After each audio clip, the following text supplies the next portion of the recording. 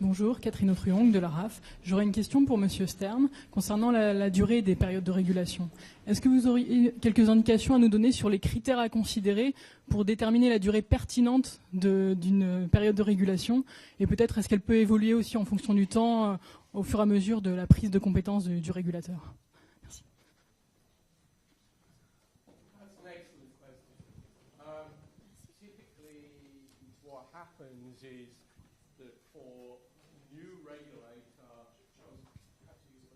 Sorry. Can you hear me now? Is this working? Right. Maybe this one works better. Right.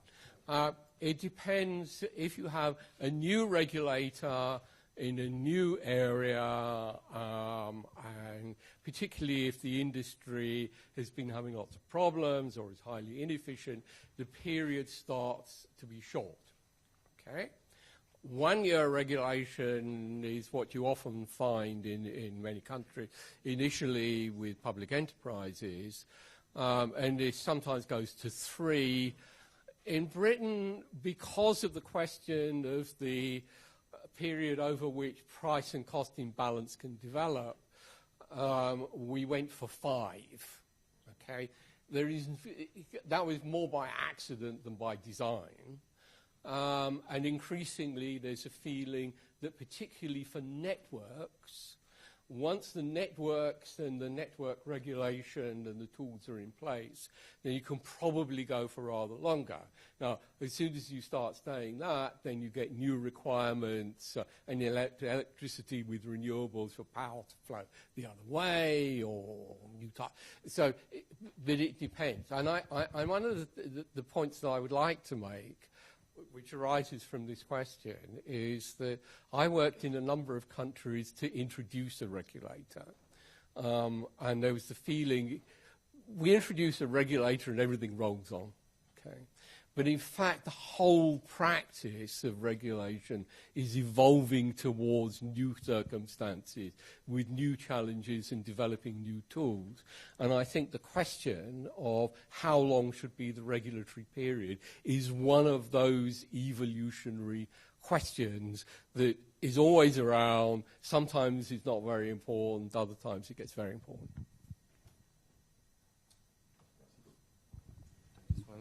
Merci beaucoup. Y a-t-il d'autres questions? Bonjour, Marion Salande de la RAF. J'avais une question plus précisément pour Vincent Rious.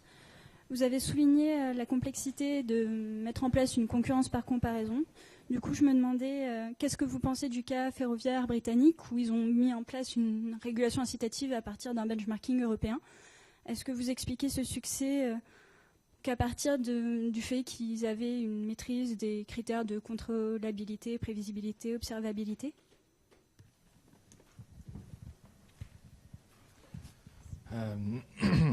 Je connais pas le détail, donc c'est difficile de répondre. Si ça ne conduit pas comment dire,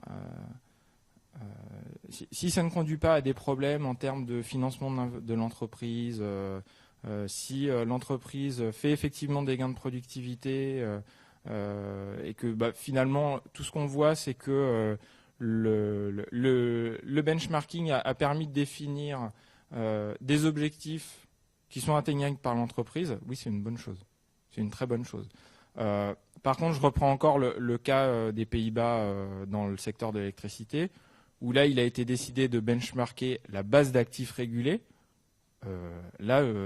Pour moi, c'est une question qui ne devrait même pas être posée. C'est extrêmement dangereux pour le financement de l'entreprise et c'est extrêmement dangereux pour les investissements à venir. Vous savez pas... finalement, quand vous regardez le taux de rémunération dans une situation comme ça, quand vous regardez le taux de rémunération de l'entreprise, il faut lui appliquer le facteur d'efficacité pour avoir le taux effectif de rémunération de l'entreprise. Et donc là, je me souviens plus l'objectif qui était fixé au gestionnaire de réseau hollandais. Mais si vous lui demandez un gain d'efficacité sur la période, et il me semble que c'est de cet ordre-là, de 20%, vous prenez son taux de rémunération et vous lui enlevez 20% et vous avez sa rémunération effective. Il va avoir du mal à financer ses investissements dans cette situation-là. Mais vraisemblablement, ça peut aussi être fait correctement. Mais c'est compliqué, ça demande beaucoup d'informations. Et souvent, moi, ce dont j'ai peur dans ce type de mécanisme-là, c'est qu'on oublie, dans le benchmarking, de prendre en compte les facteurs de régulation. Il faut prendre en compte les facteurs de régulation, parce que le gestionnaire de réseau, il réagit au cadre de régulation qu'on lui donne. Si vous ne prenez pas en compte le cadre de régulation qu'on lui applique, vous allez, encore une fois, votre benchmarking va vouloir rien dire. Ou si vous allez benchmarker un couple régulateur-régulé, ce qui ne vous donne pas grand-chose sur les performances que le régulé va pouvoir atteindre.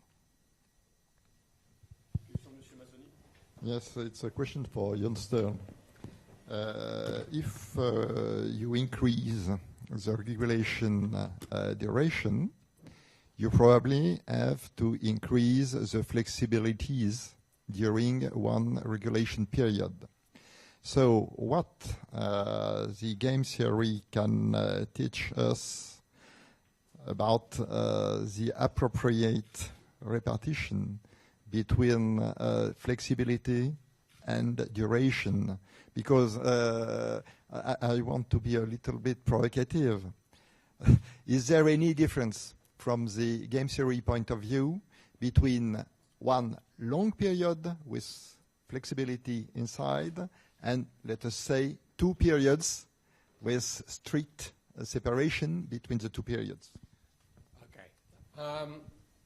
One of the things I said about game theory was that you get many solutions. Okay. So you may well want to hire super game theorists who will come out and tell you that there's this solution, that solution, the other solution. But it's useful as a method of thought and characterizing. And there the question is one of credibility. Okay. It is always important that the regulator ensures that the solutions are credible, but there is some kind of safety valve. So for most of the UK regulators with 5 years, there is a point where if there is a major problem, they can go back to the regulator and say, look, we have a problem. You know, can you do something? And the most obvious one was with air traffic control, where all the price caps and so on were set, and it was done about 6 months before 9/11. Okay. And then the number of airplanes flying across the Atlantic went down by 30%, and the air traffic control revenues went down. So they went to the regulator and said, look, this really could not have been predicted. Could you allow us more revenues? And so in all of these kind of questions, I think there is to have a framework that is credible and predictable and allow a safety net. Now, if these safety valves are around, and if they're trusted and only used as safety valves, then you can have longer regulatory periods. And certainly for networks, I think that is the way that we're going. And there is a lot to be said for it. Merci. Un complément par Vincent, peut-être? Oui, je voulais continuer sur le cas de l'Angleterre, mais plus dans le secteur électrique, où on part quand même sur des périodes de régulation qui sont très longues, maintenant 8 ans. Et pourtant, on a des enveloppes d'investissement qui sont prédéterminées sur 8 ans, ce qui semble assez risqué. Dans le même temps, ce sont des périodes des enveloppes d'investissement qui sont indexées sur un certain nombre de variables, vraisemblablement à partir d'un certain nombre de travaux économétriques, où on a réussi à déterminer comment indexer le volume d'investissement, les volumes d'OPEX, à partir de la localisation des moyens de production, du volume des nouveaux moyens de production, du développement de la demande, etc. Mais le gros avantage de la Grande-Bretagne, c'est que c'est une île peu interconnectée, donc vous avez peu d'impact de l'extérieur de ce point de vue-là. Ce serait beaucoup plus compliqué à mettre en place dans un réseau très interconnecté. Mais plus compliqué, impossible, les travaux économétriques pourraient nous le dire. Merci beaucoup. And the 8-year period does explicitly allow a 4-year review. Okay. And actually, there's an interesting debate going on, certainly in electricity, about whether we're going to stay loosely interconnected, and for many reasons. And I think I really wanted to make one kind of point, which is about a successful regulatory system is one that has mechanisms that can evolve. Okay. And even the menu regulation that got brought in by Ofgem in 2004, there was all this theory hanging around, but they didn't say, oh, there is this wonderful theory, we must apply it. There was a particular practical problem that came up, and someone said, oh, would this be a good solution to this practical problem? And it was. And this is the way that actually regulation tends to develop. There are all these kinds of mechanisms. There are all these, the various people who know about regulation in theory and in practice. One of the nice things about being a regulatory economist is you meet both the practitioners and you work with the theorists. And you're kind of in the middle and a knowledge broker. And the successful regulatory regimes are ones that are predictable but allow the space to evolve.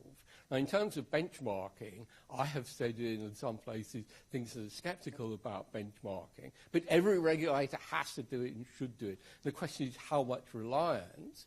One of the problems that in the Netherlands was they're the one country I know of that on one occasion they took the results from the equations and applied them, and the companies immediately went to court, and the court said that is completely idiotic and threw it all out.